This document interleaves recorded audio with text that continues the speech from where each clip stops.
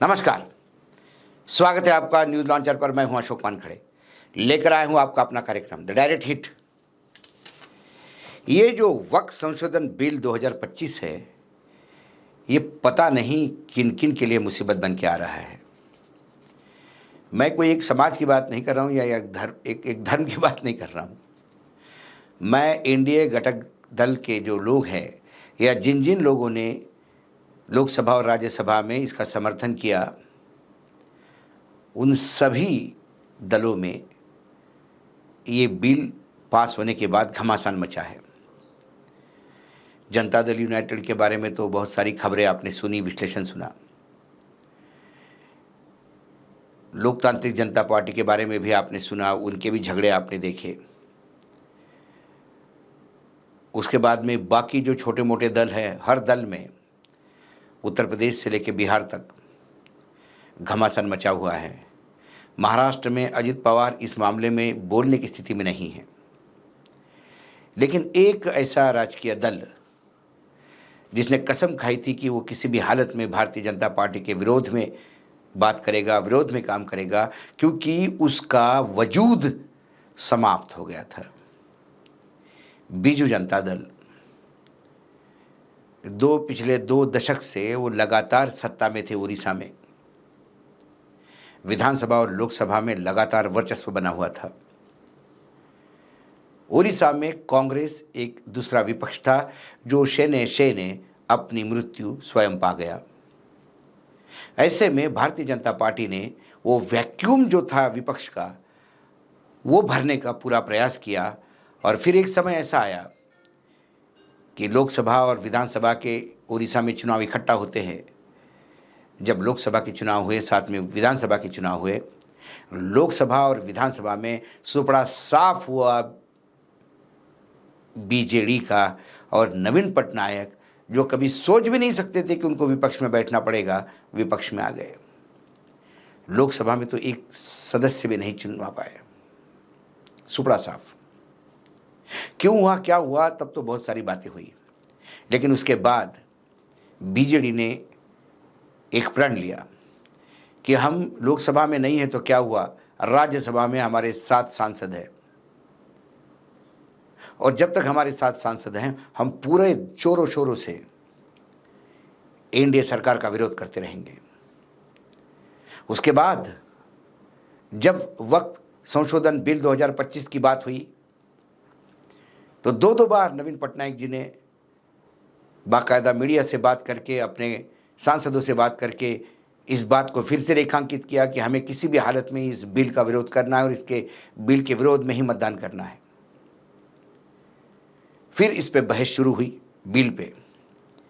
जब bill pay बहस शुरू हुई तो बिल पर बोलते हुए राज्यसभा के बीजेडी के सांसद मुजीबुल्लाह खान ने पूरी तरह से इसका पोस्टमार्टम करते हुए ये कितना असंवैधानिक है और कितना मुस्लिम विरोधी है, ये बताने का प्रयास किया। और ऐसा लग रहा था कि ये बीजेडी के 7 सांसद विरोध में मत करेंगे और कहीं ना कहीं एक तकलीफ वाला मामला तो नहीं खड़ा होगा राज्यसभा में। लेकिन आइन वोटिंग के एक दिन पहले जो फ्लोर लीडर है राज्यसभा में बीजेडी के,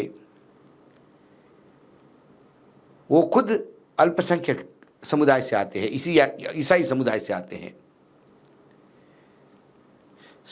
सम्मित पात्रा, ये बड़ा कंफ्यूजिंग शब्द है।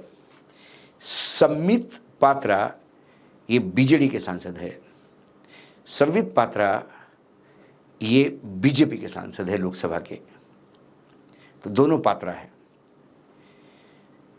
तो सम्मित पात्रा ने फेसबुक पे एक पोस्ट डाली और ये कहा कि बीजेडी के सांसद राज्यसभा में अंतरात्मा की आवाज पर मतदान करेंगे। तभी बीजेडी के तमाम सांसदों को शॉक लग गया कि जब विरोधी करना है तो फिर अंतरात्मा की आवाज क्या है। और वोटिंग का समय आते आते यह आदेश आया कि हमें समर्थन करना है। सातों सांसदों ने समर्थन तो किया क्योंकि पार्टी का आदेश था, लेकिन उसके बाद जो पार्टी के वरिष्ठ नेता है जेना साहब, उन्होंने बाकायदा एक लंबा चौड़ा पत्र लिखा नवीन पटनायक के नाम, जो पार्टी के अध्यक्ष है, और उसमें उन्होंने कहा कि जब ये हमने तय किया था, पूर्व मंत्री है प्रताप जेना और आरएस के राज्यसभा में सांसद भी है, उन्होंने कहा कि जब हमने ये पहले तय किया था कि इसको विरोध करना है, तो फिर ये फ्लोर लीडर ने आदेश कैसा दिया? इसका फेसबुक पे पोस्ट ही बताता है कि कुछ तो भी गड़बड़ हो रही थी।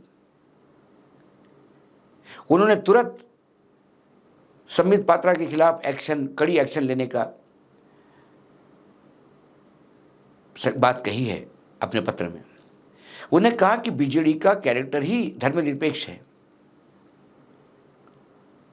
हम अपने वजूद के लिए ओडिशा में, क्योंकि एक क्षेत्रीय दल है, ओडिशा तक सीमित है, ओडिशा में हम अपने वजूद के लिए लड़ रहे हैं और हम बीजेपी के सत्ता के खिलाफ लड़ रहे हैं, चाहे केंद्र में हो चाहे राज्य में हो। ऐसे में जो हमारा कार्यकर्ता जो इनके सामने खड़ा होकर लड़ता है, उसके लिए नैतिकता ही खत्म हो जाएगी यदि हम फिर बीजेपी के साथ समर्थन देने में खड़े होंगे। तो फिर किस अधिकार से हम उनका विरोध राज्य में करेंगे? पार्टी शर्मसार हुई है और यह षड्यंत्र मुझे दिखाई देता है कोई 11th आवर पे हुआ रातों रात। इसकी कड़ी निंदा की और उन्होंने एक्शन लेने की बात की।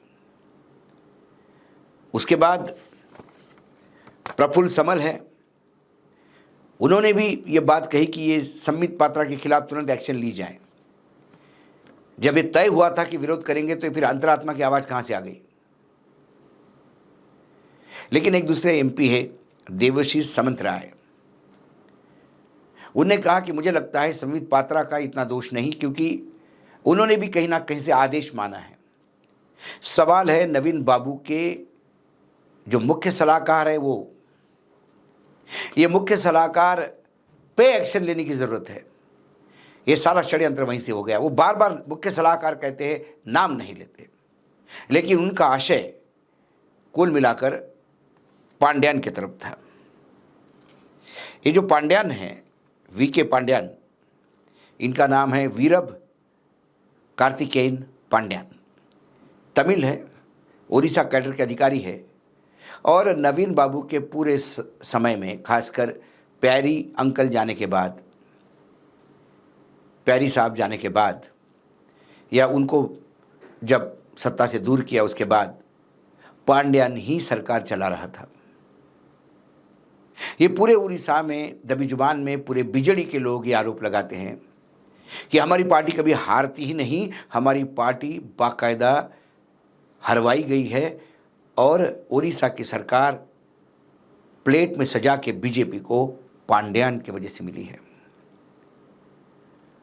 पांड्यान ने वीआरएस लिया, पार्टी ज्वाइन की, पार्टी में एक पदाधिकारी थे, उन्होंने हार की जिम्मेदारी भी ली। लेकिन कहीं ना कहीं पांड्यान और अश्विनी वैष्णव के संबंध बहुत पुराने हैं,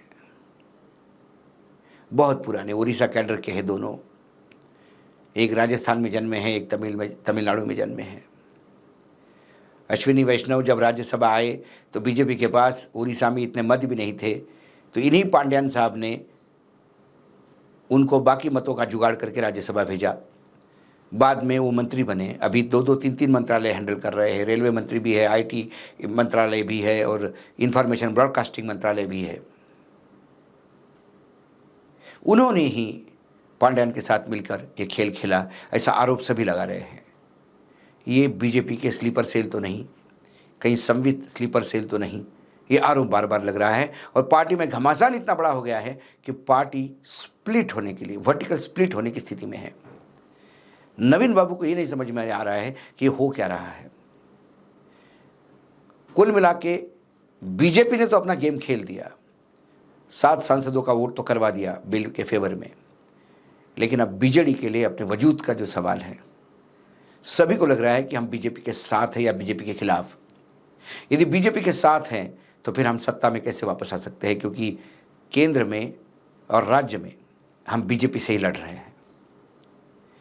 उस सांसद की क्या हालत होगी मुजीबुल्लाह खान की, कि जिसने पूरे टाइम पूरे बिल का पोस्टमार्टम करके विरोध किया राज्यसभा में डिस्कशन के समय, लेकिन मतदान के समय बिल के फेवर में मतदान करना पड़ा।